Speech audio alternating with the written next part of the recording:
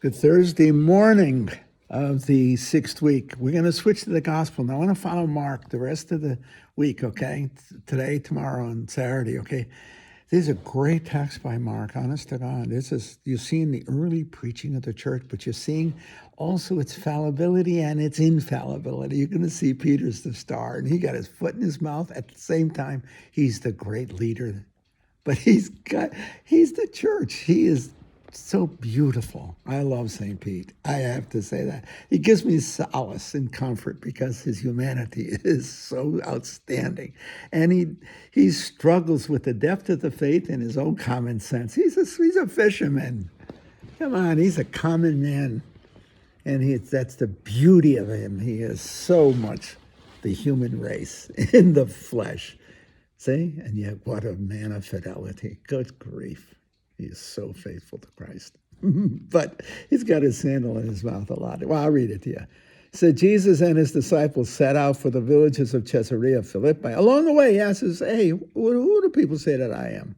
They said, some said John the Baptist, others Elijah, still others say one of the prophets. And he asked them, well, who do you say that I am? Peter said in reply, you are the Christ. See that? He's the head of the church. You are the Christ. See, Peter nails it. The others, they're not sure of anything. He's positive. You are the Christ. See? Now, if the other texts, okay, Luke and Matthew, go on, here it doesn't. It's very brief. He warned him not to tell anyone about him. See? The Messianic secret, it's called. The other guys, Luke and Matthew, spell this thing out. See? Because this is where I'm not sure myself. It's in Matthew. I'm almost sure where Christ establishes Peter as the head of the church. You are the rock upon which the church is built. I jokingly said maybe a rockhead, but what do you want to say? Say? All right? This is very brief. Mark is early, very early. See? You are the Christ. And he warned him not to tell anyone about him. That was called a Messianic secret. For whatever reason, they were struggling. Why? Even among the apostles, it took them so long to believe that his Messiah, his role as Messiah, is in a way hidden. It wasn't absolutely evident. So they couldn't account for the fact the biggest thing the early church had was defection. Why the Judas syndrome? Why do people who knew Christ betray him or stop believing? Okay? It's the same thing today, but then it was most poignant. Okay? So now he goes on and he gives the passion account. Okay, Mark. He goes on and he says, he began to teach them that the Son of Man must suffer greatly and be rejected by the elders, the chief priests, and the scribes, and be killed and rise after 3 days. That's a formula. That's a formula statement, okay? It's formulaic. So it is the absolute core preaching of the faith. Who and what is Christ? How did he redeem us through his passion and death? That's the core of it. But you see, Christ speaks, and so he says he spoke this over. Here comes St. Pete again, okay? Then Peter took him aside and began to rebuke him. Now, if you fill in that text with Luke and Matthew, this never happened to you, pal. What, are you kidding me? And Christ says, get behind me. This is the next line. He says to rebuke, get behind me, Satan. He really calls, and a sentence or a few before he says that, hey, Pete, you're the rock upon which the church. Now he calls him Satan. You double cross him, see?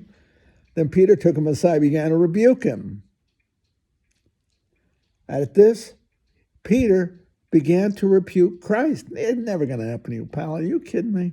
At this, Christ turned around and looking at his disciples, rebuked Peter and said, get behind me, Satan. You are thinking not as God does, but as human beings do. The gospel is not human wisdom. It transcends it. And the reason it transcends it is you have to believe in who Christ is and how he redeems through his sacrificial death. See? That's radical Christianity, meaning it goes to the very root of Christianity itself. And you see the resistance of Peter. Yet he's the one who sees Christ, loves Christ, willing to die for Christ, but at the same time fumbles with it. And it's a great symbol of the church. See, I love the humanity of the church. I don't want us to be, I don't see us as some kind of ethereal, like we're flesh and blood. And in the fleshiness and the blood, our bloody fleshiness, we are the presence of Christ in the world, and Christ is present to us in the world through the flesh of the church. That is the truth. Yeah, I really learned that. I told you that a long time ago. I learned that in the monastery, but I also learned it in St. Mark's, St. Timothy's in the parish. When I stopped being pious and I started to become religious, when I began to see what the truth was. And that was the toughest part for me. I think it was in the monastery when I saw that these heroes of mine were really flesh and blood, and that we had scandals, in a sense of scandals. Guys were alcoholics, they were this. And yet I saw something in them that was something still graceful and beautiful. It persevered.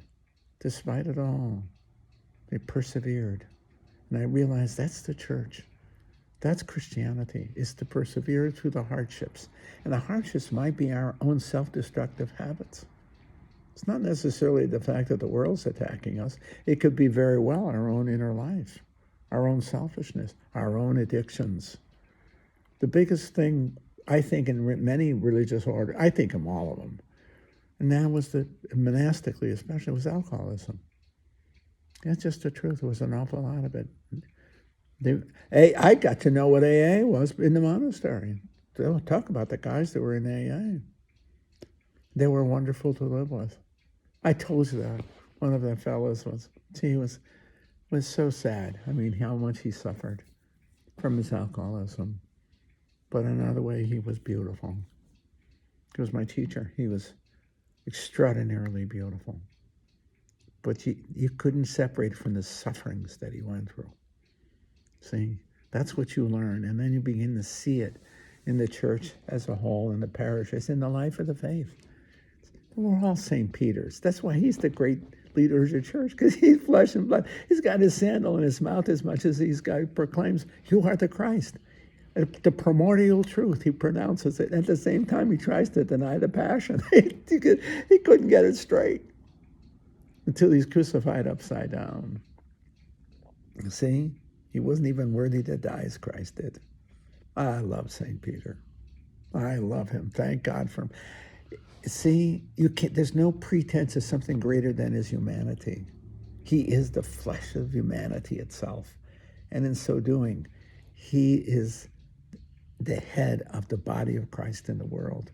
It's a redeemed flesh. It's a holiness in the fleshiness of life itself. I really believe that. I love humanity. Christ did too. He became us. And he chose 12 guys that were about as ordinary as you can get. And through him and through them, he changed the world. He redeemed the world through them. See? If it wasn't for Christ, St. Peter would have disappeared in history, literally disappeared as a nothing and a nobody to millions of others. This little fisherman, little small-time operator, small businessman. He was a professional fisherman. Changed the world by seeing Christ and loving Christ in his own terribly fallible way. He must have been fun to live with. I bet St. Pete was a scooch, okay? I bet he was. He was not righteous. He was a rough and tough kind of guy, but with a heart of gold. And he could take a licking. Saying, Christ, get on him. Okay, I got it. Oh, man. St. Pete is beautiful. I love St. Peter.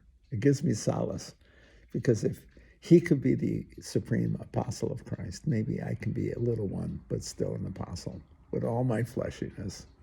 See? So can you.